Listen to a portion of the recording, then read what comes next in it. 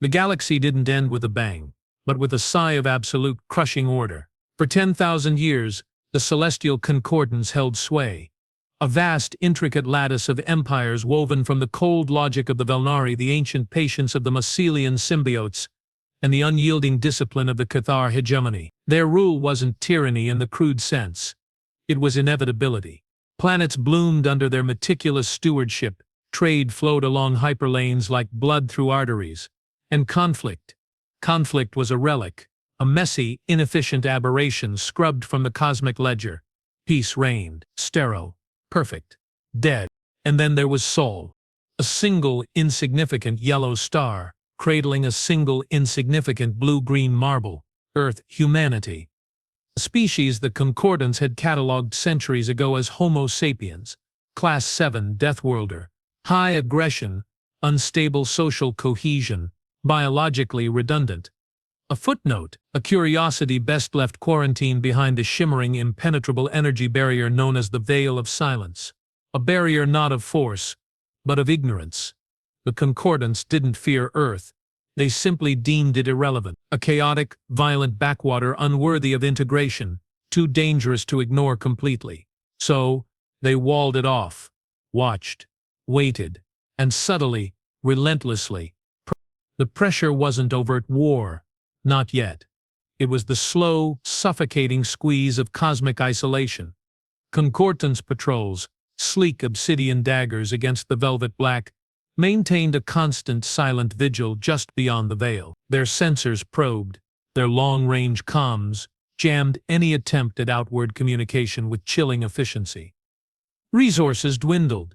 Hope, that fragile human commodity, flickered like a guttering candle in a hurricane. Earth's children looked up at the stars they once dreamed of conquering and saw only prison bars woven from light and silence. On the scarred surface of Luna, within the reinforced titanium and regolith warren of Command Bunker Theta, Admiral Anya Rostova watched the latest sensor ghost flicker across her holotable. A Cathar dreadnought, designation Silent Requiem, had drifted a fraction closer to the Veil's inner boundary. Standard procedure. Psychological warfare by proximity. She traced the cold blue line with a calloused finger, the knuckles scarred from 100 forgotten brawls in Earth's resource wars. Her eyes, the color of storm clouds over the Urals, held no fear, only a deep, weary fury banked like coals in a forge. Status on the Aegis? Her voice was gravel scraped over steel, cutting through the low hum of life support and the tense silence of her command staff. Commander Elias Vance, young, sharp, his uniform immaculate despite the bunker's grime, snapped to attention. Final shakedown complete, Admiral. Quantum drive stable. Point defense arrays. Operational. He hesitated, the unspoken barely hanging in the recycled air. The Aegis was humanity's last, desperate gamble. A single, jury-rigged battleship, cobbled together from salvaged Concordance tech reverse-engineered over decades of clandestine study and sheer, bloody-minded ingenuity. It was a gnat challenging a dragon.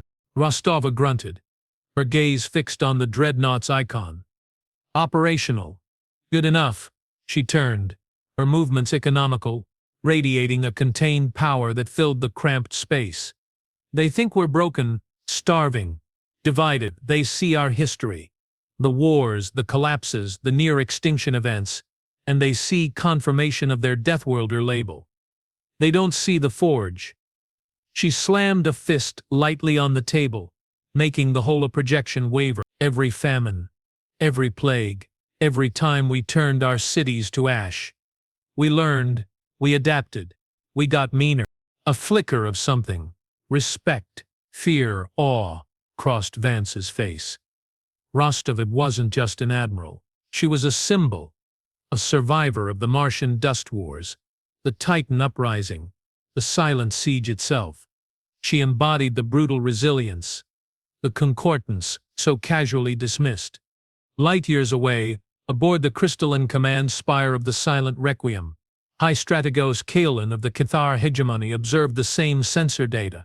His form was tall, slender, encased in articulated plates of iridescent chitin that shifted color with his mood, currently a cool, contemplative indigo. 4 multifaceted eyes, set deep in a face devoid of softness, processed the information with glacial speed. Beside him, hovering on silent grav pads, were representatives of the other concordance powers. A Velnari Archon, its thoughts transmitted as complex harmonic frequencies through the air, and a mycelian symbiote cluster, its consciousness a slow, communal hum emanating from the pulsating fungal mass. The Terran vessel, designated Aegis, achieves minimal operational status. The Velnari Archon resonated, its voice a chorus of chimes. Predictive algorithms indicate a 98.7% probability of catastrophic failure within the first 0.3 stellar rotations of active deployment. Their technological grasp remains primitive, adorable in its desperation. Kalen's chitin plates rippled towards a deeper violet annoyance. Adorable implies potential for growth are convex. These Terrans exhibit only chaotic regression. Their history is a litany of self-inflicted wounds. They lack the discipline for true advancement. They are a biological anomaly, a cancerous growth on the ordered fabric of the concordance. His voice was a dry rasp like stone grinding on stone. The veil holds. Their communications remain contained. Their resource depletion accelerates.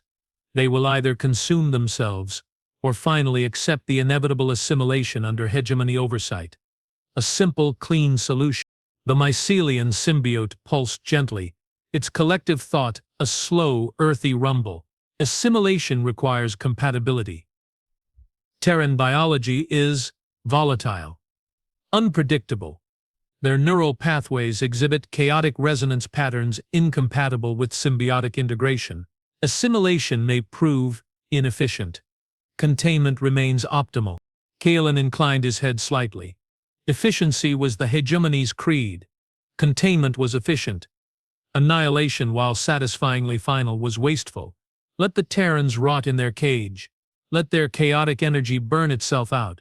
The galaxy was vast, and the concordance had millennia of patience. What was another century of watching a dying ember? He turned his gaze back to the main viewport, where the veil shimmered. A curtain of distorted space-time, beautiful and absolute. Beyond it, the insignificant blue dot of Earth. A speck of dust, a problem deferred, not solved. He felt no malice, only the cold certainty of superior order. The Terrans were irrelevant. Their struggle was a silent, private tragedy playing out behind glass. Back on Luna, Rostova stood before the launch bay doors of the Aegis. The ship loomed, a brutalist sculpture of scavenged armor plating, jury-rigged conduits snaking like veins, and weapon emplacements that looked more like industrial drills than cannons. It wasn't beautiful, it was functional. It was human. Vance stood beside her, his youthful confidence tempered by the weight of what they were about to do. Admiral, the Concordance patrols, if they detect the Aegis powering up, they'll detect it. Rostova stated flatly. That's the point, Elias. She turned to him, her storm-gray eyes locking onto his. For 10,000 years they've watched us, judged us, written us off. They see our history of violence and call us savages. They don't see the reason we survived it. They don't see the fire that forges steel in the heart of a storm. She placed a heavy hand on his shoulder. Today, we stop hiding. Today, we show them what a Deathworlder really looks like when cornered. She strode towards the boarding ramp, her boots echoing in the cavernous bay. Crew members, faces etched with exhaustion and a desperate hope, snapped to attention. They were engineers who'd slept in engine rooms, pilots who'd flown patched-together shuttles through asteroid fields, soldiers who'd fought in the toxic ruins of old Earth. They were broken, yes, but they were unbroken. Rostova reached the ramp's threshold. She paused, looking back not at the crew but past them, through the reinforced viewport, towards the distant, shimmering veil and the silent dreadnought beyond. A slow, fierce smile touched her lips. Not a smile of joy but of grim anticipation, of a predator finally seeing its prey step into the open. "Signal the fleet," she commanded, her voice ringing with finality. "All ships, all stations. Execute Operation Checkmate." Vance's eyes widened. "All ships, Admiral, but the fleet is just the Aegis and 3 corvettes barely spaceworthy." Rostova's smile didn't waver. Exactly, Commander. Let them see our fleet. Let them see our desperation. Let them see the bait. She stepped onto the ramp. Now, power up the Aegis, full combat readiness, and open a tight beam channel directly to the silent Requiem. Silence, thick, disbelieving silence. Opening a channel to the enemy flagship? It was suicide. It was madness. Admiral, Vance breathed, his voice tight with fear. Do it, Rostova ordered, her tone leaving no room for argument. Tell High Strategos, Kalen, tell him Earth has a message for the Concordance. As the Aegis's engines whined to life, a deep, resonant thrum vibrating through the lunar rock, Vance, hands trembling slightly, input the impossible command. A single, focused laser comms beam, piercing the veil's interference like a needle through silk, lanced out towards the obsidian dagger hanging in the void. On the bridge of the silent Requiem, an alert chimed, a rare jarring sound. Kalen's Chatten plates flared a startled crimson. Unauthorized Terran transmission. Origin, Luna. Target, this vessel. The Velnari Archon's chimes turned sharp, discordant. Impossible. The Velas dampening field should render such transmission. It is happening, the mycelian rumbled. A note of something akin to curiosity in its slow thought. Kalen stared at the incoming signal identifier. Terran Command, designation Rostova. He felt a flicker of something unfamiliar. Not fear, not anger. Intrigue, and beneath it a cold thread of unease. Why would a cornered animal speak? What could it possibly say? Accept the transmission, he rasped, his voice tighter than usual. Route it to the main view screen. The crystalline screen flickered, resolving not into the expected image of a desperate human leader, but into stark text scrolling across a black background. Simple, brutal, final, Earth to Celestial Concordance. Your rule ends now. Checkmate. Keelan's four eyes narrowed. Checkmate? A Terran game of primitive conflict simulation. Arrogant. Delusional. He opened his mandibles to issue a contemptuous dismissal, to order the immediate destruction of the insolent Aegis, when the sensor alarms shrieked, not from the direction of Luna but from everywhere.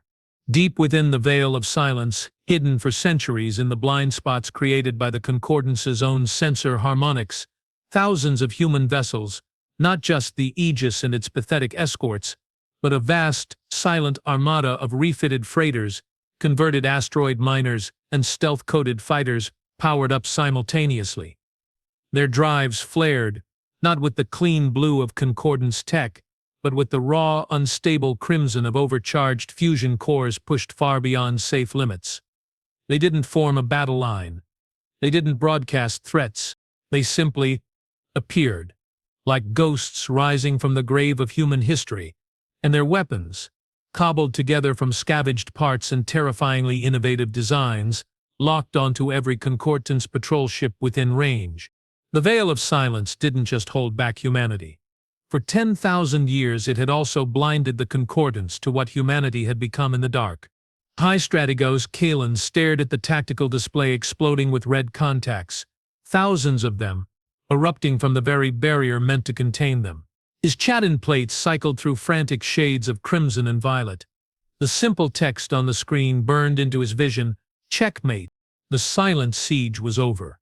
The war had begun. Chaos.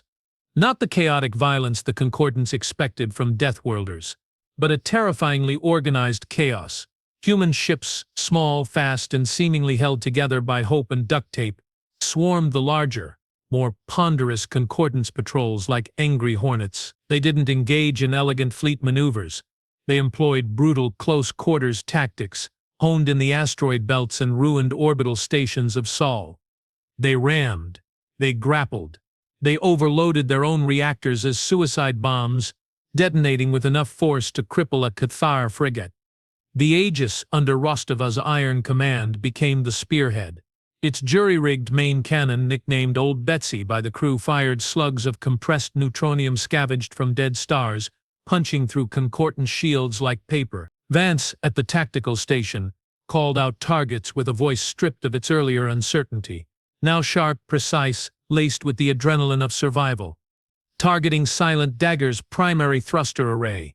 Fire! The recoil shuddered through the Aegis's frame. A bone-deep vibration that rattled teeth. On the view screen, the Cathar frigate listed violently, venting atmosphere like blood from a wound. Cheers erupted on the bridge, raw and desperate, quickly cut short as another alarm blared. Shields at 42%. Incoming mycelium biopulse from the verdant maw. Vance yelled. Rostova didn't flinch. Evasive pattern Delta. Divert all non-essential power to forward deflectors. Elias, target their spore launchers, make it hurt. The Aegis banked hard, groaning in protest, narrowly avoiding the sickly green wave of corrosive spores that dissolved hull plating on contact. Simultaneously, its point defense lasers stitched a path across the mycelium cruiser's organic launchers, causing them to erupt in gouts of foul-smelling ichor. But victory was measured in seconds, and lives. A human corvette, the Stalwart, took a direct hit from a Velnari energy lance. It didn't explode cleanly. It unraveled, its molecular structure destabilized, dissolving into shimmering dust that scattered across the void. On the Aegis's comms, the last transmission was a young pilot's choked sob before static swallowed it whole. Rostova's jaw tightened, a muscle jumping in her cheek. Another name added to the ever-growing list. Another reason to burn the galaxy down. Aboard the Silent Requiem, panic was a luxury Kalen couldn't afford, but the cold dread coiling in his gut was worse. The Terran tactics were illogical, suicidal. They sacrificed ships with a terrifying disregard for individual life that defied Concordance understanding. Their technology was crude yet devastatingly effective in its unpredictability. They exploited weaknesses the Concordance hadn't even known they possessed. Blind spots in sensor harmonics, resonant frequencies that destabilized shield emitters, EMP bursts that fried delicate Velnari logic circuits. Their losses are catastrophic, Archon. Vex chimed, its harmonics strained. Yet their aggression intensifies. It is irrational, self-annihilating. Their irrationality is their weapon. Kalen rasped, his chatin plates a deep, troubled maroon. He watched the tactical holomap, a swirling maelstrom of red Terran and blue Concordance icons. The Terrans weren't winning territory, they were winning time and inflicting disproportionate damage. They fight not to conquer, but to break us, to shatter the illusion of our invincibility. He felt a chilling realization. They have been preparing for this for centuries. While we watched them starve, they were building an army in the dark. The mycelium symbiote pulsed slowly. The Deathworlder designation was incomplete. It described the environment, not the organism's response to it. They did not merely survive the forge. They learned to wield its fire. Kalen absorbed the truth like a physical blow. The Concordance had seen the chaos of Earth's history and labeled humanity as inherently unstable, incapable of the order required for galactic citizenship. They had failed to see that the chaos was the crucible, that the constant struggle against extinction hadn't broken humanity. It had forged them into something uniquely, terrifyingly adaptable. Something that thrived in the very conditions the Concordance found abhorrent. Recall all patrols, Kalen ordered, his voice low and dangerous. Form defensive perimeter around the Requiem. Activate the Harmony Field. The Harmony Field was the Concordance's ultimate weapon. A psionic dampener designed to suppress chaotic thought patterns, to impose order on the neural level. It was considered a last resort, ethically dubious even by hegemony standards, as it essentially lobotomized organic minds within its radius. But facing an enemy that weaponized chaos itself, ethics became a luxury. The field will affect our own organic crews, Vex chimed, a note of concern in its resonance. Acceptable losses, Kalen stated coldly. Better a subdued crew than a shattered fleet. Activate it. The effect on the human fleet was immediate and horrifying.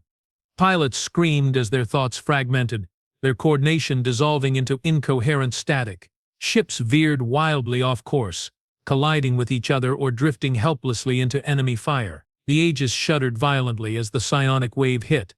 Neural feedback. Systems are going haywire, Vance cried out, clutching his head as if it might split open. Can't focus. Rostova gritted her teeth, sweat beading on her forehead. The pressure was immense, a psychic vise squeezing her mind, trying to crush her will, her memories, her very self. She saw flashes, the burning ruins of Moscow, the frozen wastes of the Antarctic refugee camps, the faces of comrades lost in 100 forgotten skirmishes. The Harmony field sought to erase the fire that fueled her, to reduce her to a docile, ordered drone. No, she growled, the word ripped from her throat. She slammed her fist onto the command console, the pain a sharp counterpoint to the psychic assault. Remember why we fight, she roared, her voice cutting through the mental fog on the bridge. Remember Earth. Remember the veil. Remember the silence they forced on us. We are Death Worlders. We were born in chaos. This is just another storm. Her raw, defiant fury acted like a lightning rod. One by one, the crew shook off the worst of the dampening effect, their eyes clearing, their hands finding their stations again. They weren't immune, but their ingrained resilience, their history of enduring mental and physical extremes, gave them a fighting chance the more orderly Concordance crews lacked. Vance, target the Requiem's Harmony field emitter. It's on the dorsal spire. Give me everything we've got left. The Aegis, battered and bleeding atmosphere, turned its scarred prow towards the Cathar flagship. Old Betsy charged, its power core screaming in protest, drawing energy from reserves that should have been empty. The shot wasn't elegant. It was a desperate final lunge. The neutronium slug struck the Harmony field emitter, not with a clean explosion, but with a sickening crack that echoed through the void. The emitter shattered, and the oppressive psionic wave vanished as suddenly as it appeared. On the silent Requiem, alarms blared anew. Kalen felt the sudden absence of the field's control like a physical amputation. Worse, he saw the Terran fleet, though decimated, recovering. Their chaotic aggression surged back, fiercer than before. They had weathered the Concordance's ultimate weapon. They adapted. The mycelium rumbled, a profound note of awe in its slow thought. In real time, against a psionic assault designed to break minds, Kalen felt a cold certainty settle over him, colder than the void outside. This wasn't a war they could win through superior technology or numbers alone. The Terrans fought with a spirit the Concordance had forgotten how to comprehend. They fought not just with ships, but with the accumulated hardened will of a species that had stared into the abyss of extinction and spat in its eye for 10,000 years. He made a decision that tasted like ash. Signal all Concordance forces, he ordered, his voice devoid of its usual certainty. Full strategic withdrawal. Regroup at the Helios Nexus. We require a new strategy. It was the first time in millennia the Celestial Concordance had retreated. The victory was Pyrrhic. The human fleet was shattered. Only a third of the ships that had erupted from the veil remained functional. The Aegis was a floating wreck, held together by emergency force fields and sheer stubbornness. They limped back towards the relative safety of the Sol system, the veil now a shattered memory behind them. In the dimmed lighting of the Aegis's medbay, Rostova stood over Vance. He was pale, bandaged, suffering from neural feedback burns and exhaustion, but alive. The young commander looked up at her, his eyes haunted but clear. We held them, Admiral, he whispered. For now, Rostova replied, her voice rough. She placed a hand on his shoulder, a rare gesture of comfort. But Kalen isn't beaten. He's just seen the true face of the enemy. He'll come back with everything they have. She looked out the viewport at the scarred hull of her ship, at the distant, wounded Earth. We bought time, Elias. Time to finish what we started. What is the end game, Admiral?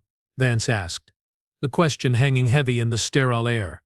We can't win a prolonged war, not against their resources. Rostova's gaze hardened, fixing on the stars. We don't need to win a prolonged war, Commander. We just need to make the cost of victory so high, so utterly unthinkable, that they choose to let us go.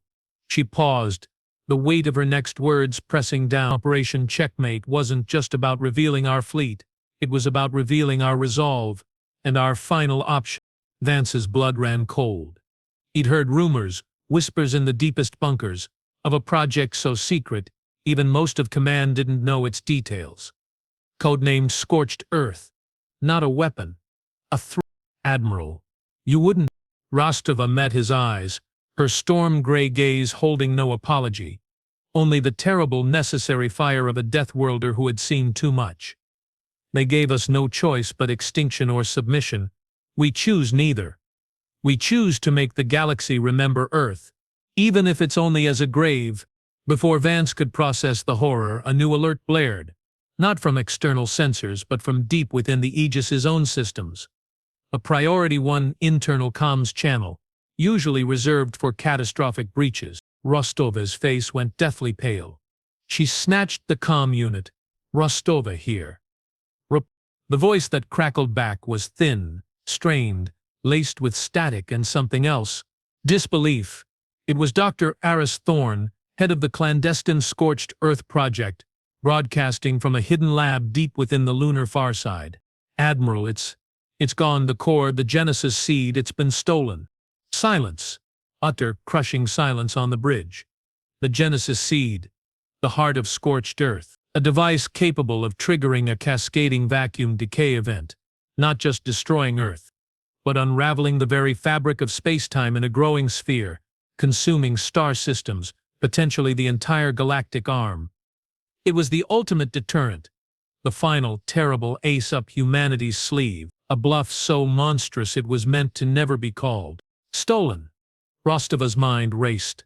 Who? How? The project was air-gapped, guarded by the most loyal, the most broken survivors. Betrayal? Impossible. Unless her eyes snapped to the main view screen, still displaying the retreating icons of the Concordance fleet. But one icon, a small, fast Cathar courier ship, had broken formation. It wasn't heading towards the Helios nexus. It was vectoring away deep into uncharted space, moving with impossible speed. And its transponder code, it matched the signature of the Genesis seed's containment module. Kalen hadn't just retreated. He'd sent a thief who had bypassed humanity's most secure vault, stolen their doomsday device, and was now fleeing with the power to end everything. Rostova felt the world tilt. The checkmate she'd declared, it had been a trap, and humanity had just handed the Concordance the queen. The revelation hit like a supernova in the gut. The Genesis seed, humanity's ultimate deterrent. The terrifying bluff that was supposed to force the Concordance to the negotiating table was gone. In the hands of the enemy, the silence on the Aegis's bridge was thicker than the void outside, charged with the electric horror of absolute vulnerability. Vance stared at Rostova, his face ashen. They have it? They activate it. Probably not, Rostova rasped, her mind working with terrifying speed, pushing down the icy dread. The seed requires a specific quantum resonance key, held only by Thorne and myself, but they don't need to activate it now. Her eyes, hard as flint, fixed on the fleeing courier icon. They just need to threaten to drop it into a star or a populated system. They hold the gun to the galaxy's head, and the trigger is ours. The implications were monstrous. The Concordance could demand anything: total surrender, the dismantling of Earth, the enslavement of humanity, and hold the seed as leverage. Or, in a final act of spite, they could simply detonate it, erasing Sol and countless other systems to eliminate the Deathworlder threat once and for all. Checkmate had been declared, and humanity had just lost the queen. Track that courier, Rostova ordered, her voice regaining its steel though it trembled at the edges. Maximum priority. I don't care if the Aegis falls apart, we get that seed back, or we die trying. Aboard the Cathar courier Shadow Dagger, deep within its shielded cargo hold, the Genesis seed pulsed with a soft, malevolent light. It was a sphere of impossible density, humming with contained annihilation. Watching over it, his chitin plates a satisfied deep violet, was Sib Strategos, Vor Kalen's most trusted and ruthless operative. He hadn't just stolen a weapon, he'd stolen the soul of humanity's defiance. The Terran Admiral Rostova's gambit is revealed. Vor transmitted via tight beam to the silent Requiem. Their checkmate relied on this device. They are bluffing with extinction. Now the bluff is ours. Kalen's response was immediate. his resonance sharp with vindication. Excellent. Thor, proceed to the designated dead drop at the Oort cloud fringe. The Archonvex will meet you with the resonance key extraction team. Once we possess the key, the Terrans will kneel, or soul will be unmade. But Thor allowed himself a rare, almost human-like curl of his mandibles. The chaotic Deathworlders, for all their fire, were predictable in their desperation. They clung to their doomsday device like a child to a security blanket. Now, the blanket was in hegemony hands. Order would be restored, efficiently. The chase was a nightmare. The Aegis, limping and leaking atmosphere, pushed its damaged engines beyond redline, trailing sparks and superheated plasma. Vance, pale but resolute, worked miracles at the helm, coaxing impossible maneuvers from the dying ship. Rostova stood like a statue at the command console, her eyes never leaving the courier's icon, her mind a whirlwind of strategies, contingencies, and the crushing weight of failure. They couldn't catch it head-on. The shadow dagger was faster, nimbler. They needed an ambush. A trap. Rostova's eyes scanned the star charts, the debris fields, the gravitational anomalies of the outer Sol system. Her gaze snagged on the Kuiper Belt, a graveyard of ice and rock, perfect for hiding. Vance, she said, her voice low and intense. Plot an intercept course, not to catch them, to herd them towards the Pluto-Charon Berry Center. The gravitational shear there, it's chaotic, unpredictable, perfect for us. Vance understood instantly. The concordance relied on precise calculations, stable physics. The chaotic dance of Pluto and its moon created micro-turbulences, sensor ghosts, unpredictable eddies in space-time. It was Deathworlder territory, messy, dangerous, alive. "Aye, Admiral," he said, his hands flying over the controls. "Laying in the course. Brace for creative navigation." The Aegis groaned in protest as it altered course, diving into the icy wastes of the Kuiper Belt. They used dwarf planets as cover, slingshotting around Eris, skimming the surface of Checkmate, their damaged sensors straining to track the courier through the clutter. Rostova deployed the last of their stealth drones, jury-rigged probes coated in radar-absorbent ice, to create false signatures, to confuse the courier's sensors. Vordenrald's shadow dagger frowned as his displays flickered with phantom contacts. Terran interference. Primitive, but persistent. He increased speed, aiming to punch through the debris field. He didn't fear the chaos. He dismissed it as irrelevant noise. Order would prevail. He was wrong. As the shadow dagger entered the intense gravitational gradient near Pluto-Charon, the predicted stable path dissolved. A micro-turbulence, invisible to Cathar sensors, calibrated for open space, caught the courier's thrusters. The ship yawed violently, throwing off its trajectory. Alarms blared. Gravitational anomaly. Compensating. Before Var could react, the Aegis erupted from behind the icy bulk of Charon, not firing its main cannon but unleashing a barrage of proximity mines. Not explosive, but powerful localized gravity wells. They detonated around the shadow dagger, not to destroy but to trap. The courier ship was caught in a web of conflicting gravitational pulls, its engines screaming as it fought to break free. "Now, Elias!" "Grapple!" Rostova roared. Magnetic grapples, thick as ancient oaks, shot from the Aegis's forward launchers, slamming into the shadow dagger's hull with bone-jarring force. The two ships, predator and prey, slammed together, locked in a deadly embrace amidst the swirling ice and rock. "Boarding parties. Go, go, go," Rostova barked, already moving towards the airlock, grabbing a heavy pulse rifle. "Vance, keep us locked on. If that courier breaks free, blow the grapples and ram it." The boarding action was brutal. Close quarters hell. Human Marines, clad in patched vacuum suits, stormed the sleek, organic corridors of the Cathar courier.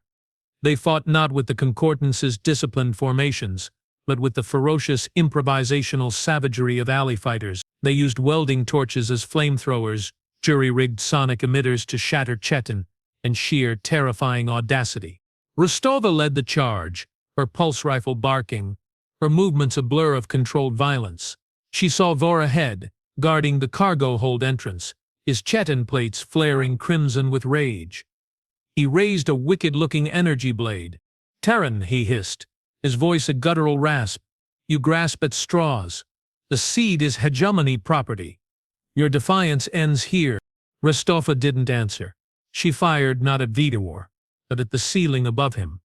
The pulse blast shattered a conduit, showering the Qatar with supercooled cryofluid. Vidor stumbled, his movements slowed by the sudden cold. Rostova was on him in an instant, not with her rifle, but with a combat knife forged from salvaged starship hull. The fight was short, brutal, and ended with Rostova driving the knife deep into the joint between Vidor's neck plates. He collapsed, his violet chitin fading to gray. She didn't pause. She kicked open the cargo hold door. The Genesis seed pulsed on its cradle, beautiful and terrible. Relief, sharp and sweet, flooded her for a split second. Then she saw it. Clamped onto the seed's primary resonance node was a small, intricate Velnari device, a harmonic resonator. And it was active, emitting a low, steady hum. A countdown timer glowed on its surface. 00. Vor hadn't just stolen the seed. He'd armed it with a dead man's switch linked to his vitals. His death had triggered the countdown. In 5 minutes, the Genesis seed would activate, initiating the vacuum decay cascade, starting right here in the Kuiper belt. Sol's system would be the first to go. Rostova's blood turned to ice. 5 minutes. Not enough time to disarm it. The Velnari tech was alien, complex. Not enough time to get the seed far enough away. The Aegis was locked onto the courier. They couldn't just jettison it. "Admiral?" Vance's voice crackled in her helmet, calm, laced with panic. "The courier's main reactor is destabilizing from the grapple stress. It's going critical in 2 minutes. 2 minutes until the courier exploded. 5 minutes until the seed activated. The explosion might disrupt the seed, or it might trigger it prematurely. Either way, Solar was doomed." Rostova stared at the pulsing seed, at the countdown, at the dying courier ship locked to her own. The weight of 10,000 years of human struggle, of every life lost in the silent siege, of every hope crushed under the veil, it all rested on this moment. On her, she made her choice. "Vance," she said, her voice suddenly calm, eerily steady. "Listen carefully. Disengage the grapples. Now." "Admiral, but the seed." "Disengage. That's an order. Then, plot a course. Maximum burn. Away from Sol. As far as the Aegis can jump before the courier blows." "Admiral, you're not coming back?" Rostova looked at the seed, then out the cargo hold viewport at the distant fragile blue dot of Earth. Her home, her people, the fire that had forged them. She thought of the faces in the medbay, the pilots in their cockpits, the children in the bunkers. They deserved a chance, even if it meant she didn't. "Someone has to stay," she said softly. "To make sure the seed doesn't go off near Sol, to contain the blast if I can." She took a deep breath, the sound loud in her helmet. Tell them," Earth declared. "Checkmate." And we meant it. Before Vance could argue, she severed the comlink. She moved to the courier's bridge, overriding the dying systems.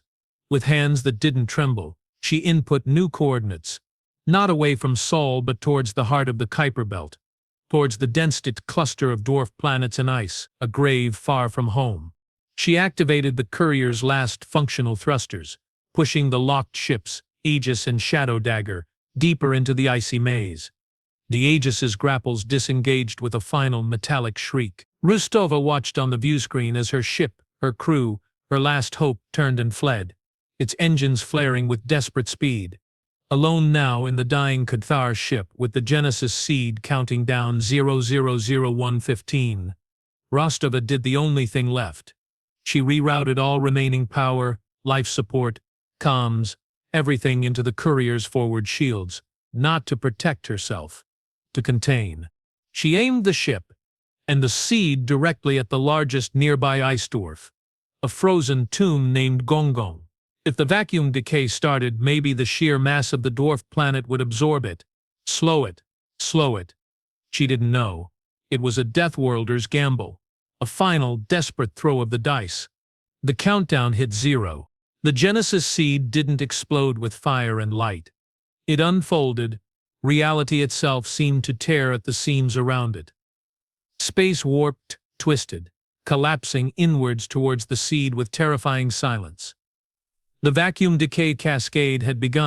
Rostova watched, transfixed as the distortion wave hit the Shadow Dagger's overloaded shields. They held for a fraction of a second, flaring with impossible energy before dissolving. The wave touched the hull. There was no pain, only a profound sense of unraveling. Her thoughts, her memories, her very atoms began to lose cohesion, pulled apart by the fundamental rewriting of physics. She saw Earth, not as it was, but as it could have been, green, vibrant, free among the stars. A tear, frozen instantly, traced a path down her cheek inside her helmet. Then nothing. The distortion wave hit Gongong. The massive ice dwarf didn't explode. It imploded, collapsing in on itself with a silent, gravitational sigh, seemingly absorbing the initial wavefront of the decay. The cascade stuttered, flickered. The distortion field, instead of expanding infinitely, seemed to collapse inward with the dwarf planet contained within the newly formed singularity where Gongong had been. The vacuum decay had been localized, contained by the mass of a dead world and the sacrifice of one woman who understood that sometimes checkmate requires sacrificing your own queen. On the bridge of the silent requiem, light years away, Kalen watched the sensor data stream in. The chaotic energy signature from the Kuiper belt vanished, replaced by the cold, silent signature of a new, small black hole. No expanding wave of annihilation, no destruction of soul.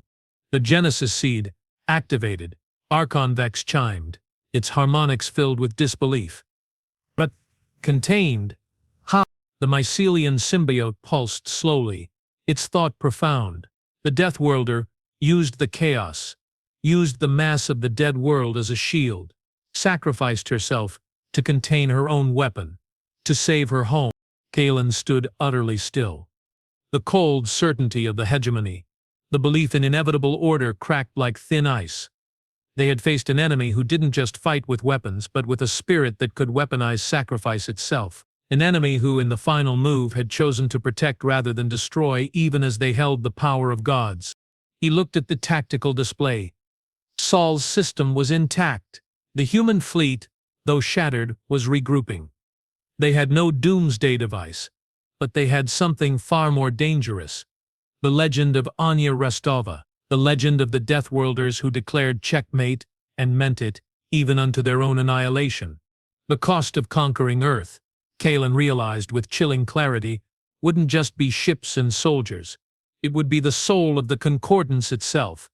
To break such a spirit would require becoming the very chaos they despised, and the galaxy might not survive the attempt. Signal all Concordance forces, Kalen ordered, his voice devoid of its former arrogance, filled only with a weary, hard-won respect. Cease all offensive operations against Sol's system. Establish a neutral zone. 100 light-years.